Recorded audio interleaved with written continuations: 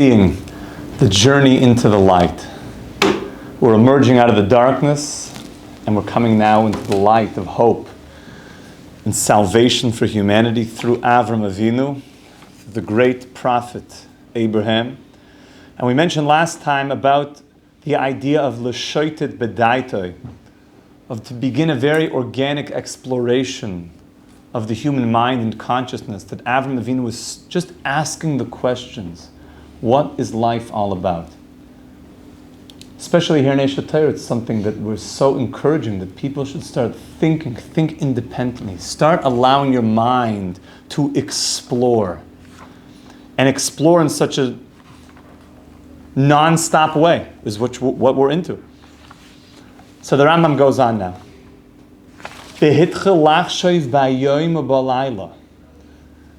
Avram was thinking day and night. It wasn't like, I got a little bit bored, let's go out and eat like a schnitzel sandwich or something.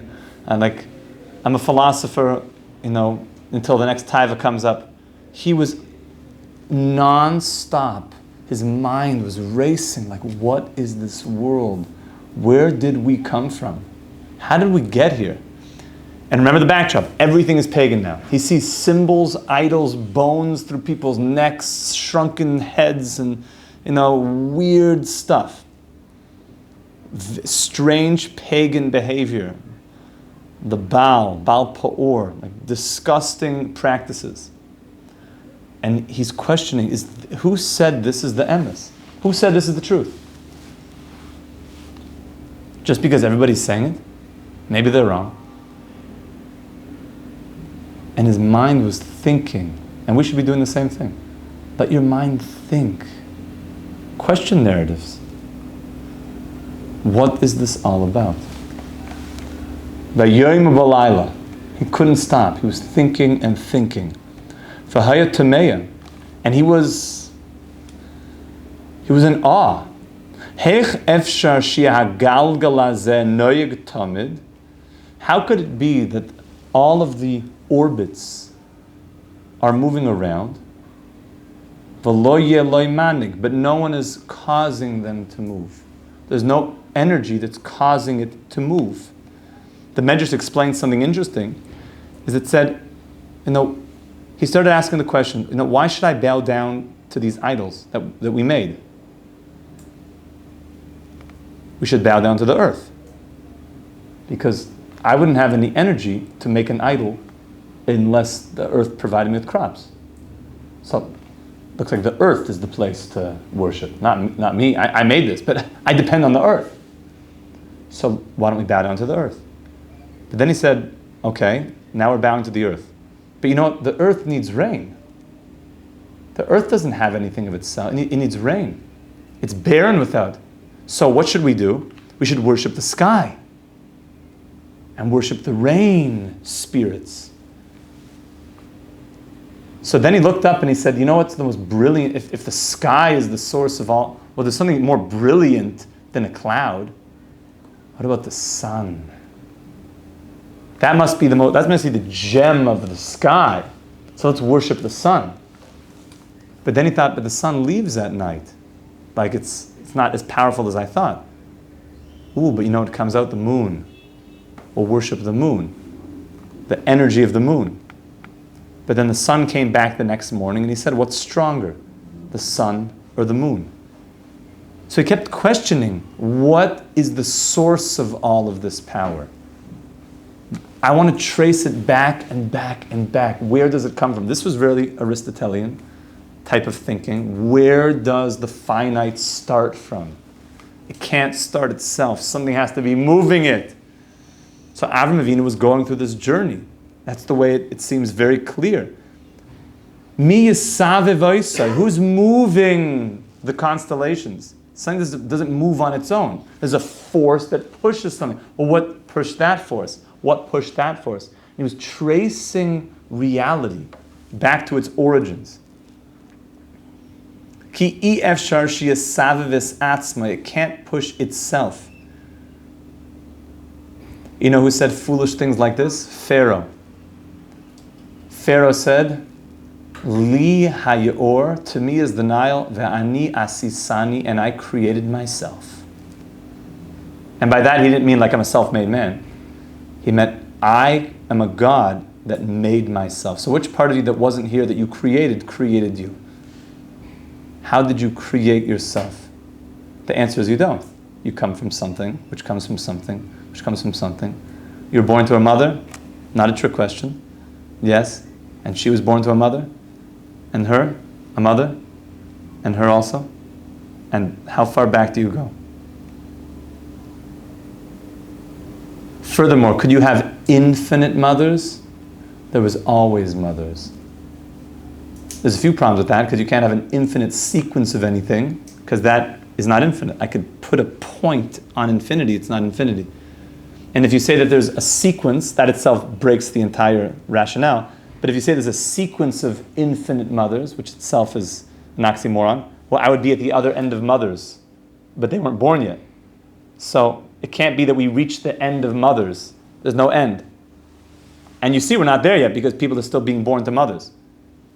So there can't have been infinite mothers, just logically. So where did we come from? So the answer is we were created by something outside the finite system. This was Avraham Avinu's thinking. He was going through real logical thinking. And as we mentioned, he did not have any teachers. He had his own brain. And he was using it. And like the Rosh Shiva said, he thinks his mission in life is to help people use their brains, to start thinking about things. So Avraham Avinu is the first Jew.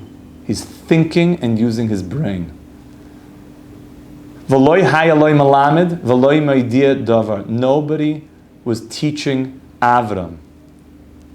Nobody was teaching him. Now it's fascinating because you know who was alive at the time of Avram?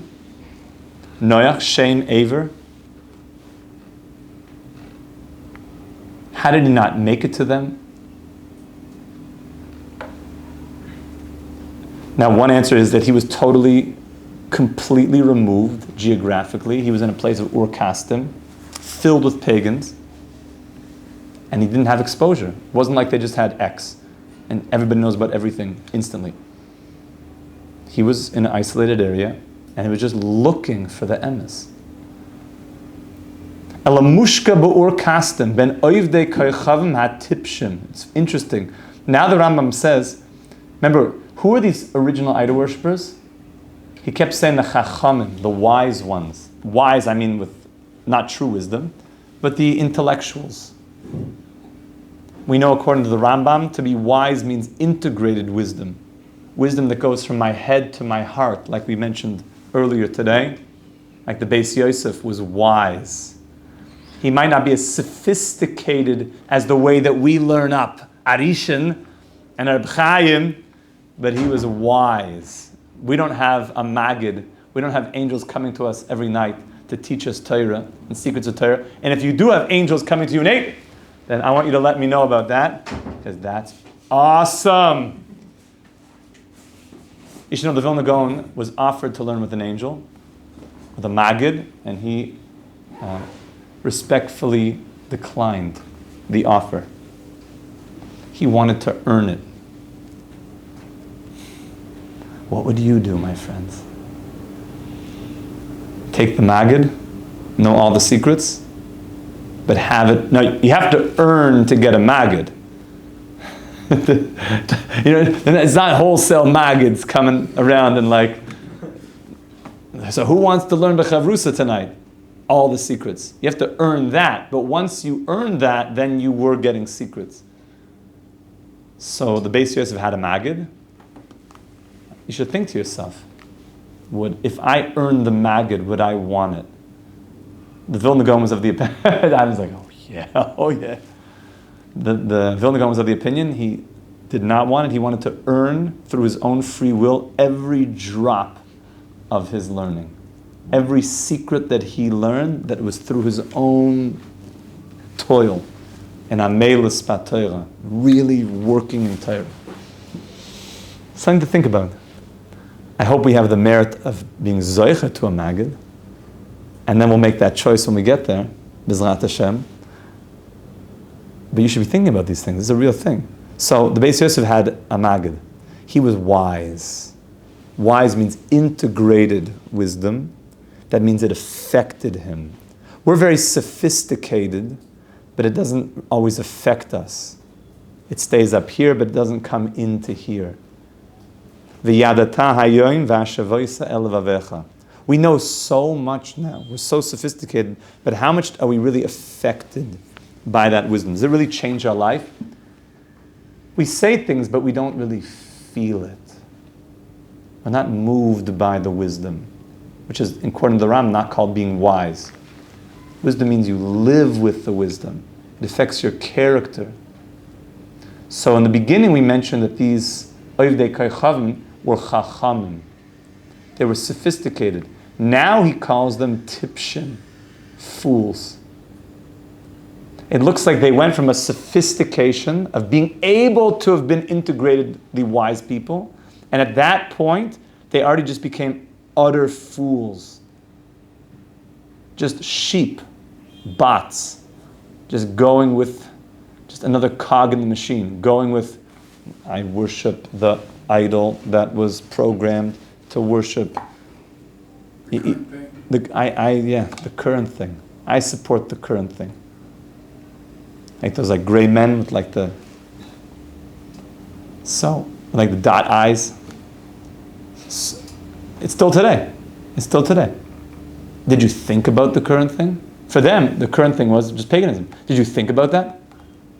So you know what Avraham Avinu started doing? Started making Chassidische Verbrengens. And we'll get there. And he started to talk to people. So where do you think the world came from? Did you ever think about that?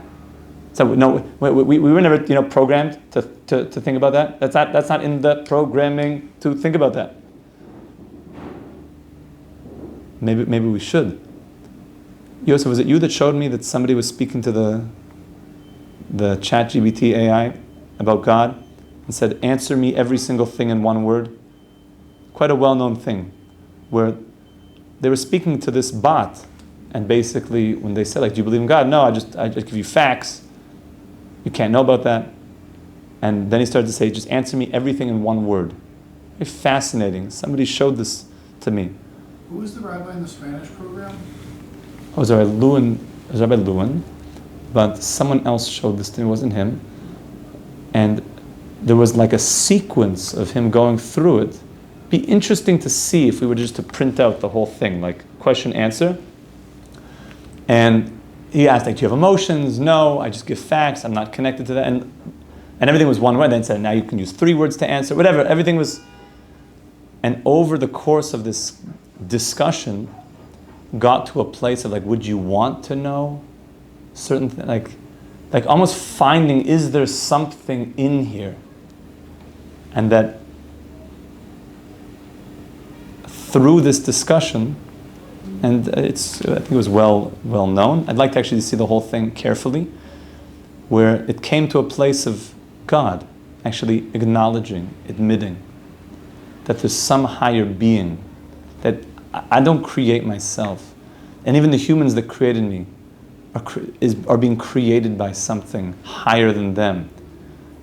And this is the type of Avraham Avinu thinking that we want to be able to appreciate and get to. And we have to do this in different kind of sophisticated ways nowadays, because we have such sophistication it's not classic paganism anymore, but it has underpinnings. It's just dressed up in more sophisticated ways. And we need to be able to help humanity to ask the questions, where do I come from? And can I be intellectually honest with that discussion? So Avraham Avinu is in a place, what he called the Ovdei Kocham HaTipshim, fools that weren't asking the questions, were just going along with whatever the latest thing is. Even his parents. His parents themselves were pagan. His father owned a shop. His father was a big person in this. And And even Avraham Avinu himself was involved in this. You know, some people don't like to say that. How could it be the first Jew, the great tzaddik, he worshipped idols? And there's a famous discussion about this, that Avraham Avinu was worried. He was worried his whole life that Hashem, maybe, I know what happens later in the story, but what about when Avraham Avinu wasn't exactly close to Hashem? And he said, maybe Hashem, you're going to really be upset about this. And Hashem answers Avram and says, I'm not upset. Because that brought you to where you are now. That was part of the journey. That was part of the journey. You didn't know better then. That brought you towards me. You had to go through certain things. This helps Balei Tshuva a lot. And they think that, but what do you mean? I had so much, not so good behaviors. You have to do tshuva on things. But don't think that those things were b'di'evid now. There were reasons why you went through them. And Hashem will say that those things, when you do tshuva out of love, so tshuva me'ava turns your zedainis, even the things that you were rebellious about, into mitzvahs, into zachiyas. You're creating more closeness to Hashem through those things that you went through. You can't do that l'chatchila. Oh, Hashem, I'm going to go out tonight, do some things, and don't worry, Yom Kippur's around the corner. You cannot do that. Asr, sirens, asr, do not do that. Illegal behavior, not allowed. But if it happened in the past, that you could come back to yourself and see, the things that I went through were for a reason. And Hashem, my soul is looking for you. And in the world of the soul, there's no time. And therefore, if I'm identifying with my soul now, it means also then, 20 years ago, I was also looking for you because my soul was there. And therefore, that was somehow part of this journey of looking for you as well. And I turn that into a mitzvah. And I feel the distance that brought from us, and it's now catapulting me back towards you. It turns it into a mitzvah. And that's what the Gemara says, B'malkum shebalei tshuva oimdim. In the place that balei tshuva stand, ein tzadikim gemurim yecholim lamoid sham. That even the greatest tzadikim cannot stand there. Because the greatest tzaddikim never did these things. They never rebelled against God. But those who did and then do tshuva stand in a place that no tzaddik can stand in. There's no tzaddik that had a BLT sandwich. He doesn't even know what those Rosh Tevas mean. A BLT? What is it does? What is a BLT? He never had a BLT. So he never has the mitzvah of doing tshuva from a BLT sandwich. You know what I'm saying? But I'm not speaking for anybody in particular, but for many who grew up just in the regular secular world, they didn't distinguish between, kosher and treif. So there's a journey that we go on, and we realize that was all part of me getting to where I have to get to. V'hu oived imahem. He was serving with them. Avraham Avinu. We should be zoich, my dear friends. We're now entering the world of Avraham Avinu. Now we're mamish, full steam ahead in the great light, the Eitan, the mighty Avraham Avinu, and the journey of what he's going to be going on, and how he's going to be piercing through the darkness of that time and starting to shine this light and this beacon of hope into humanity, and that this is our grandfather, Avraham Avinu, the one that we come from, and that we are continuing to bear the torch of his warmth and his love and his compassion. We should be zocheh to tap into all the love and the chesed of Avraham Avinu, and that love and that kindness spreading forth in the world. Once and for all, Mashiach Tzidkenu b'mheira v'yameinu. Amen. Have a wonderful day, my friends. See you next Yom Rishon.